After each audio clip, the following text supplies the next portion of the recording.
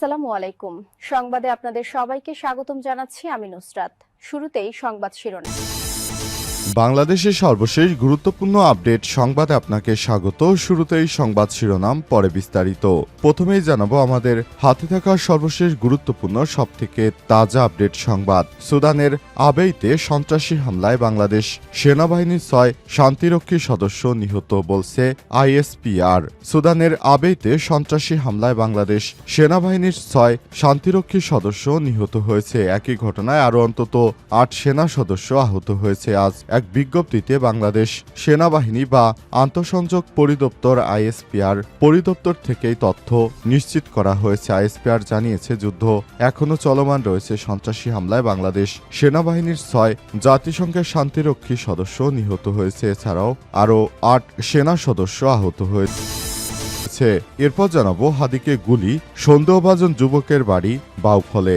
ইনকিলাব মঞ্চের মুখপাত্র ঢাকা 8 আসনের সংসদ সদস্য প্রার্থী শরীফ ওসমান হাদির উপর গুলিবর্ষণের ঘটনায় এক সন্দেহভাজন ব্যক্তির ছবি প্রকাশ করেছে ঢাকা মহানগর পুলিশ ডিএমপির প্রকাশিত ছবি এবং সামাজিক যোগাযোগ মাধ্যমে ছড়িয়ে পড়া একাধিক ছবি যাচাই বাছাই করে জানা যায়, সন্দেহভাজন ওই ব্যক্তির নাম ফয়সাল করিম মাসুদ ওরফে রাহুল। তার বাড়ি পটুয়াখালীর বাউফল উপজেলার কেশবপুর ইউনিয়নের কেশবপুর গ্রামে। তিনি ওই গ্রামের হুমায়ুন কবির ওরফে মালেকের ছেলে। পুলিশ সূত্র থেকে জানা গেছে, ফয়সাল করিম মাসুদ আগে অস্ত্রের মুখে 17 লক্ষ টাকা লুটের ঘটনায় গ্রেপ্তার হয়েছিলেন। সেখান থেকে বিএনপির নেতারা তাকে জামিন করায়।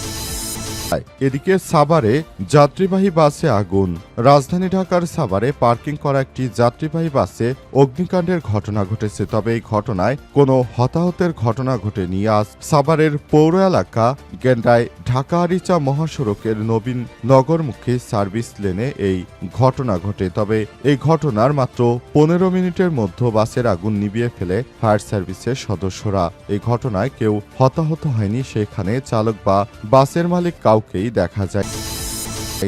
জানাবো সুদানের শান্তিরক্ষীদের উপর হামলার ঘটনায় তীব্র নিন্দা বাংলাদেশ পররাষ্ট্র মন্ত্রণালয়ের। সুদানের আবেইতে জাতিসংঘের শান্তিরক্ষী মিশনে কর্মরত বাংলাদেশি শান্তিরক্ষীদের উপর হামলার ঘটনায় তীব্র নিন্দা জানিয়েছে বাংলাদেশ। আজ এক বিজ্ঞপ্তিতেই তথ্য জানিয়েছে পররাষ্ট্র মন্ত্রণালয়। বিজ্ঞপ্তিতে বলা হয়েছে, বাংলাদেশ তার বীর সন্তানদের মৃত্যুতে শোক প্রকাশ করছে এবং শোক সন্তপ্ত পরিবারের প্রতি গভীর সমবেদনা জানায়।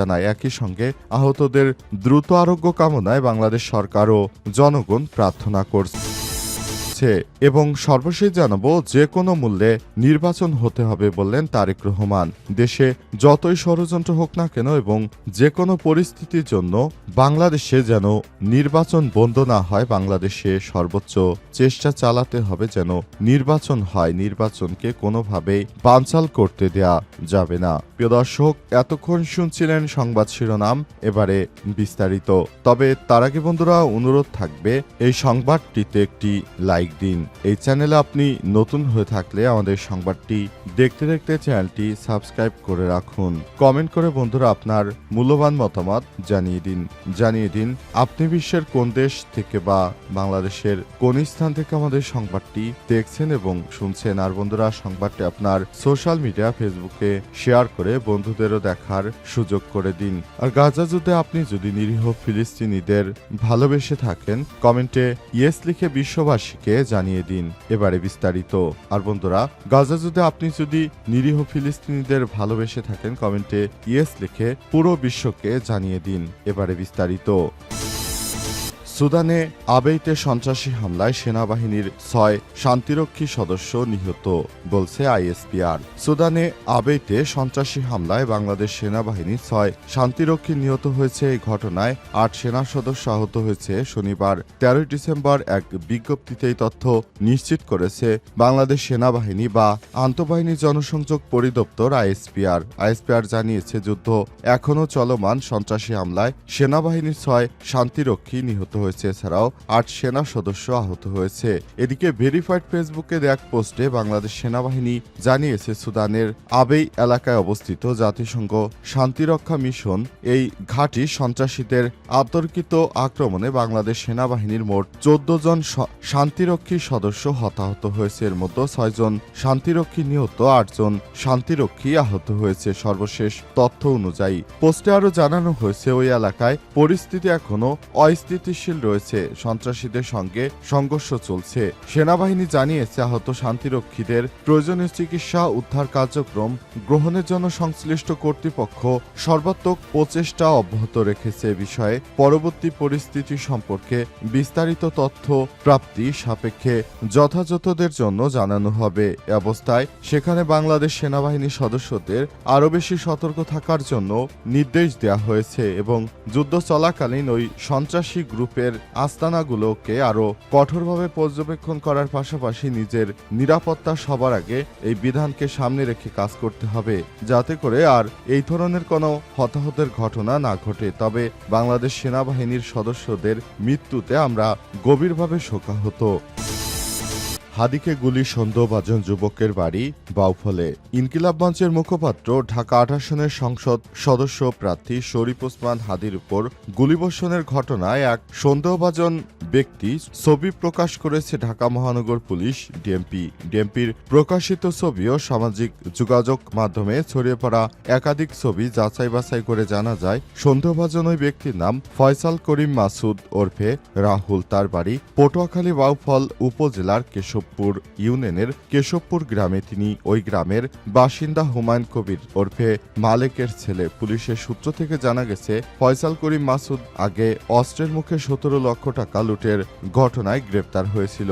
তার বিরুদ্ধে ঢাকার আদাবত থানায় একটি মামলা করা হয়। তবে মাসুদের আত্মীয় স্বজন স্থানীয় বাসিন্দারা জানিয়েছেন, তার পরিবার 35 বছর আগে পুরোপুরি ঢাকায় চলে যায়। সন্দেহভাজন মাসুদের জন্ম বেড়ে ওঠা ঢাকাতেই, তিনি কখনোই গ্রামের বাড়িতে আসেননি বলেই দাবি করছে স্থানীয়রা। এমনকি গ্রামের কেউ তাকে চিনেও না। পরিবারের নামে থাকা সব সম্পত্তি অনেক আগেই বিক্রি করে দিয়েছে তারা। আত্মীয় স্বজনদের সঙ্গেও তাদের কোনো যোগাযোগ নেই। মাসুদের চাচি মিনারা বেগম 55 বলেন, ওদের পরিবার প্রায় 35 বছর আগেই ঢাকাতে চলে গেছে। আমরা কখনোই তাদের দেখিনি, আমাদের সঙ্গে কোনো যোগাযোগও তারা করে না। আমরা তাদের সঙ্গে কোনো যোগাযোগও রাখিনি, কারণ তারা আমাদের কখনো খোঁজ রাখেনি। এ অবস্থায় আসলে এই বিষয়টি নিয়ে আমরা অতটা তথ্য জানি না। আপনারা তদন্ত করে দেখুন স্যার, এই বিষয়টি নিয়ে আরো গভীরভাবে ঢাকাতেই তদন্ত করুন, কারণ তারা গ্রামে আসেইনি এবং গ্রামের সাথে তাদের কোনো সম্পর্কও নেই। সাভারে যাত্রীবাহী বাসে আগুন।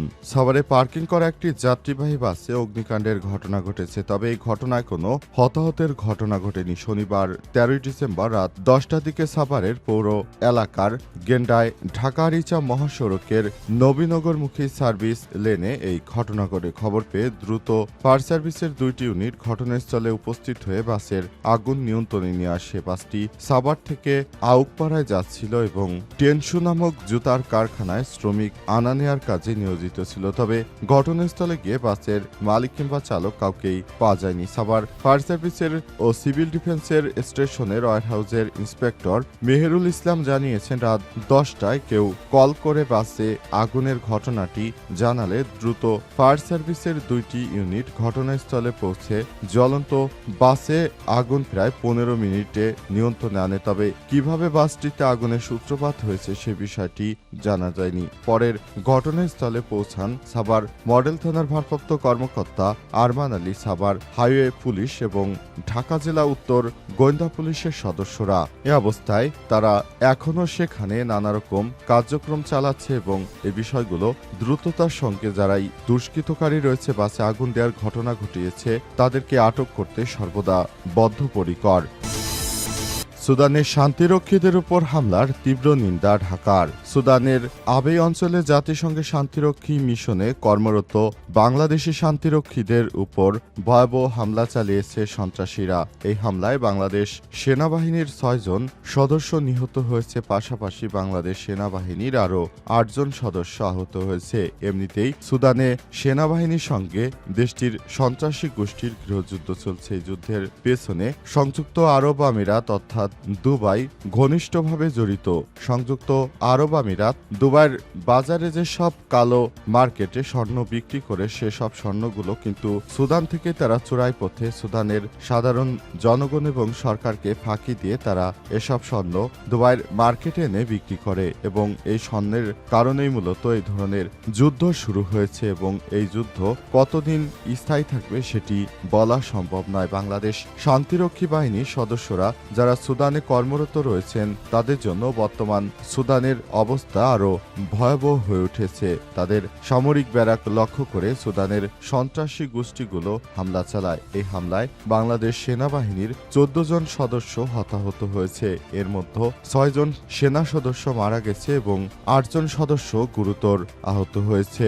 এই ঘটনার পরপরই পুরো পরিস্থিতি থমথমে অবস্থা বিরাজ করছে। বাংলাদেশের পররাষ্ট্র মন্ত্রণালয় থেকে বিষয়ে তীব্র নিন্দা ও প্রতিবাদ জানানো হয়েছে।